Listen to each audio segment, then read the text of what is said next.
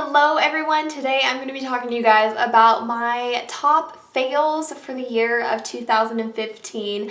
I just filmed my favorite product, so now we're going to take a little bit of a turn and talk about the products that weren't so much my favorite.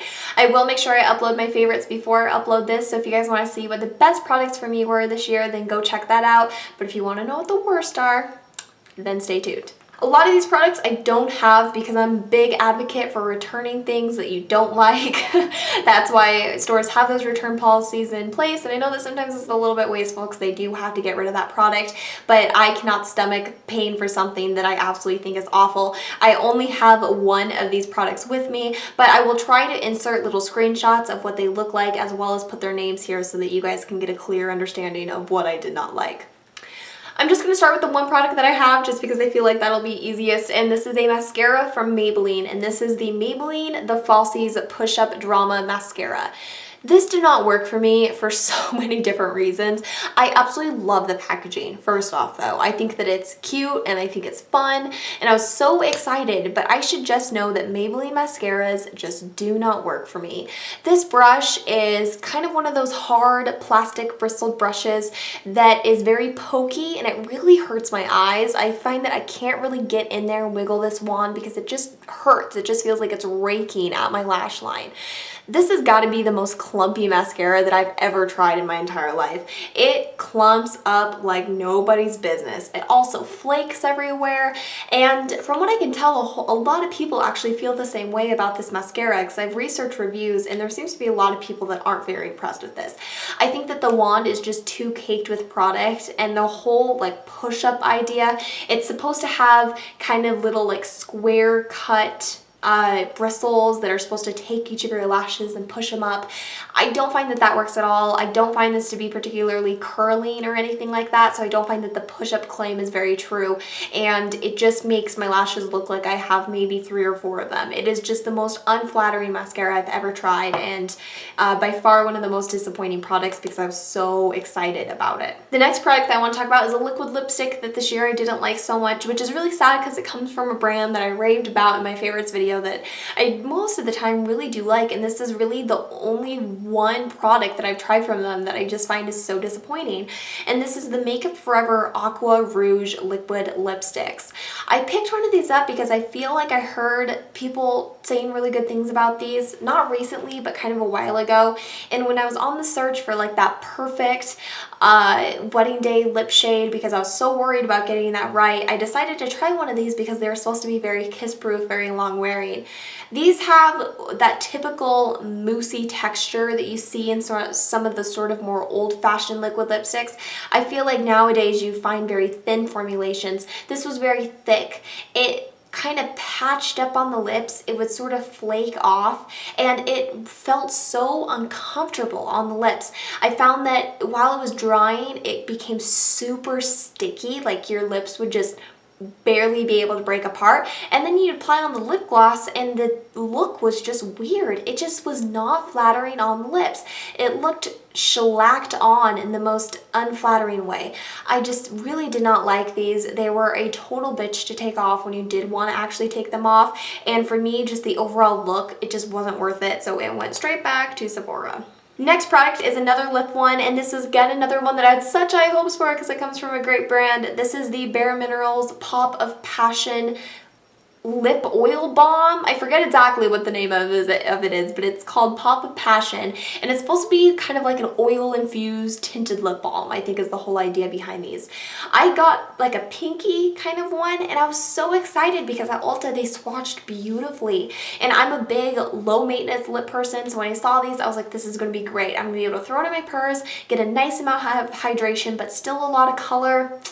That's not what happened. These were some of the least hydrating lipsticks or lip balms that I've ever tried in my life, and that says a lot, saying that it was supposed to have kind of some oil infusion or something in it. It made my lips look so dry and so crackly with the tint in it.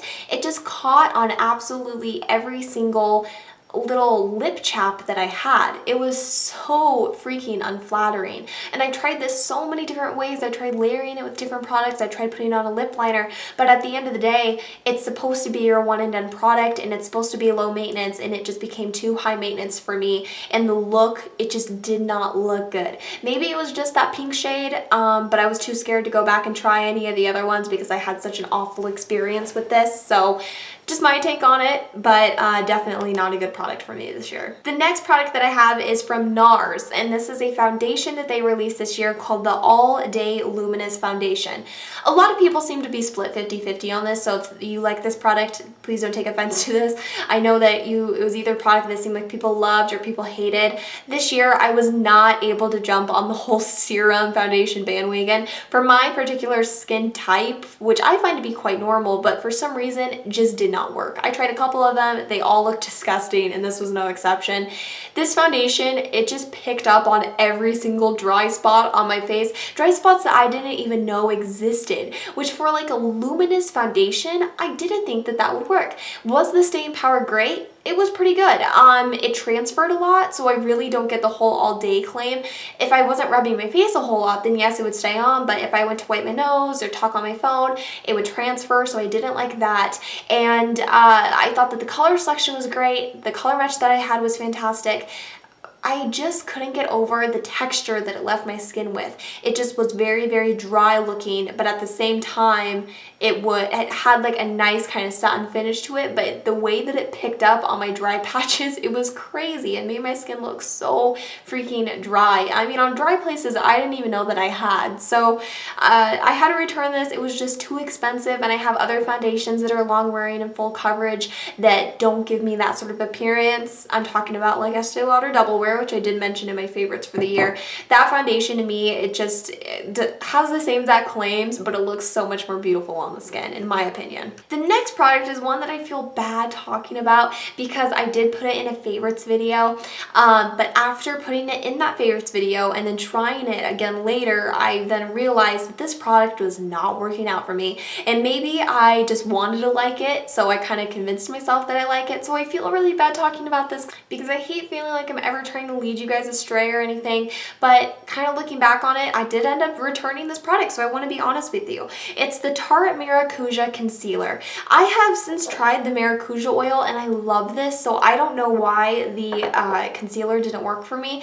At first, I liked it because it was thicker, it really covered super well, and it looked natural on the skin, but I started to realize that my under eye, especially with my shadows, was creasing so much, which was odd because it claims to be a creaseless concealer, and it was not doing that. My eyeshadow was just running everywhere, and so was my mascara.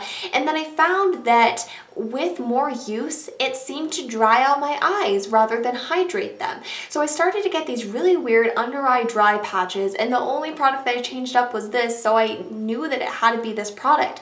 This product too, it worked okay under the eyes other than the drying problem, but on top of blemishes, I mean, forget it. It's so shiny and so sticky that it just did not work on that area. I liked it at first because I felt like it was hydrating, because going on it was, but then after, like I said, continual use, it just seemed to dry out my under eyes, which was totally weird. I also started to hate how much powder I had to put under my eyes just because this product is so insanely sticky. I just decided it wasn't worth it. I needed to go find another concealer that I liked because this just did not work for me. I'm still on the hunt for the ultimate concealer because I feel like I'll talk about another one here in a second. I feel like I tried some this year that I just really did not like, so I'm still kind of looking for the right one, but this just wasn't it. Following up, another concealer that I did not like this year was the Urban Decay Naked Concealer. I wanted to like this so badly. I wanted to love this product because Jaclyn Hill talks about it and she says that she absolutely loves it, and on everybody it seems to look flawless. And the applicator I really liked. I like Urban Decay as a brand, so I wanted to love this, but I knew within a week of using it, I wasn't having it. I did like the applicator, but the actual texture of it, while it was thin, which I usually enjoy in a concealer, and it was full coverage, it was so extremely drying. I don't know why this is a continual theme with concealers this year, but this one was a million times worse than that Tarte one was. I mean, this one was drying from the get-go. It looked so fake underneath my eyes. It looked so caked on and so, I don't even know how to describe it because I've never had a concealer look like this. I feel like most of the time I can pat it in either with my fingers or beauty blender and I can really try to get it to look like skin. But this concealer, it looked straight up like cake face makeup on me. It was so dry. No matter if I applied eye cream underneath, no matter what I did, it just looked disgusting. On top of blemishes that I have that might already be dry, it just looked awful. And it had an extremely chemically smell that I just could not get over each time I opened that freaking tube. It just didn't feel like a good product to put on my skin. And it just totally destroyed my under eye area. So not a fan of that one at all. Even though I wanted to love it so badly because I feel like there are people out there that really like it, just did not work for me. Next product is another mascara. This one is from Physicians Formula and this is the BB mascara. I'm a huge fan of Physicians Formula mascaras. I love literally every single one that I've tried except for this one. This one is, it's just weird. It's double-sided. One end of it kind of has short, typical plastic bristles. The other side of it has kind of more of a long plastic kind of comb feature. So the idea is you go through with the short side and then you comb it out with the long side. Similar to the effect that I got with the Maybelline Falsies push-up drama. It was so clumpy and so just thick looking on the lashes, just so crunchy and weird looking. And the other thing that drove me absolutely bonkers about this mascara is that it would never dry. I remember if I applied it to my upper lashes and my lower lashes, when I would blink, my lashes would literally stick together, and not just immediately, like this went on for like 5 minutes. So if I was applying eyeshadow underneath my eye or anything, it would kick up and it would start to stick to my upper lashes. It was just awful. It was such a bad mascara for me, and even though it clumped a whole lot, definitely the big kicker for me was just that wet, sticky feeling because it would not go away for at least 5 to 10 minutes, which I just don't like waiting that long for mascara to dry when I have mascaras that will dry within seconds. So not a big fan of that one at all. Next is a body product that I did not care for, and this is from Jergens, and it's the Wet Skin Moisturizer. I have talked about this in a favorites video. This was like a regret that I had. I got it in the Manoi oil fragrance, which I think I've come to realize that I'm not a big fan of Manoi or like orange oils or anything like that. I don't like the fragrance, and they seem to break out my skin really badly, which is kind of weird. But this product was just odd, and I kind of want to try the Nivea one because some of you recommended that I use that one. The idea behind these is that when you're done showering, you can apply these all over your skin and then you can towel dry it off. A couple of things that I don't like about this theory is A, you're sitting or standing in your shower freezing while you're putting this on because you're putting it on wet skin with the shower off. At least that's how this one works. I feel like the Nivea one, you put it on and then you rinse it off. I don't know, I could be wrong on that one. But regardless, that's not how this one worked. This one you had to apply to your cold, wet body, and it just was not a good time. And then you take your towel and you dab it. I felt like I was going through a lot of towels when I use this because I'm a big, like, I don't know, germ-free towel kind of a person just in general. And then on top of that, when I'm rubbing like lotion all over my towel, there's no way I'm going to use that again. Like that one is going straight into the wash, when sometimes I might try to use a towel, and maybe this is weird to some of you, but you know, if I'm not washing my hair or anything, I might use the same towel for, you know, 2 uses just because I don't like doing laundry that much and I like to try to conserve water and not, you know, be washing towels consistently. But I couldn't do that with this just because I felt so gross using it twice if I felt like there was product that was wet and then dried up and crusty on it. It was just disgusting. I did not like that at all. And I really didn't find it to be like all that moisturizing. Definitely the moisturizers that I use out of the shower while I'm dry definitely moisturize my skin way more. The fragrance on this was so annoying because it just lingered all day and I just really didn't like the smell of it.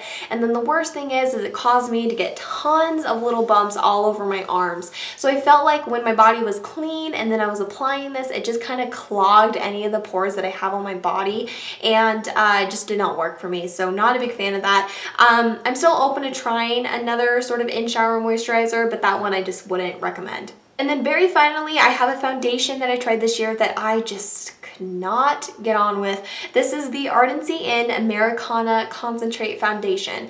I got this because on Sephora, the reviews are spectacular. It has the same idea that the new Cover FX coverage drops do. It's a concentrate that you're supposed to mix in with like a primer or a moisturizer or an oil or something of that sort that you can then go on and apply to onto your face, so you can really kind of customize the coverage that you get out of it. In theory, I think it's fantastic, but in use, the formulation was freaking weird. I tried this with so many different primers. I tried this with so many different moisturizers. Each time I just got a thick, sticky foundation that just would not blend for the life of me, no matter if I used a beauty blender or a brush or whatever. I also found that this product, as soon as it mixed with any sort of other emollient product, the color would change, which was weird. So when I would swatch it out on my skin, it looked good and it looked like a color match, but when it would hit other sort of emulsifying products, it just started to change. It would start to get more orangey or more pink toned, and that wasn't going to fly because I have very yellow toned skin, so didn't like that about it. And on my skin, it just looked gross. Again, very, very sticky, very thick. Just did not enjoy it at all. So not a fan of that one. Some people seem to love it. I don't know what they were using. I know that Ardency Inn does make a specific product formulated to work with that concentrate they're supposed to mix together, but this is already an expensive concentrate, let alone to go buy another product that you're specifically supposed to use. The whole idea is that you can use your stuff that you currently have to kind of customize your coverage. So I didn't really like that, so I ended up returning it. That's it, guys. Those are all the products that I didn't like this year. So not too many, but still some standouts that I just kind of wanted to talk to you guys about. If you guys have tried any of these products, let me know what your thoughts are. And if you have a really just standout bad product that you did not like this year, let me know too, because I like knowing products that maybe I shouldn't try, because that's just as helpful as knowing products that you should try. Again, thank you so much for watching, and I'll talk to you guys next time. Bye-bye.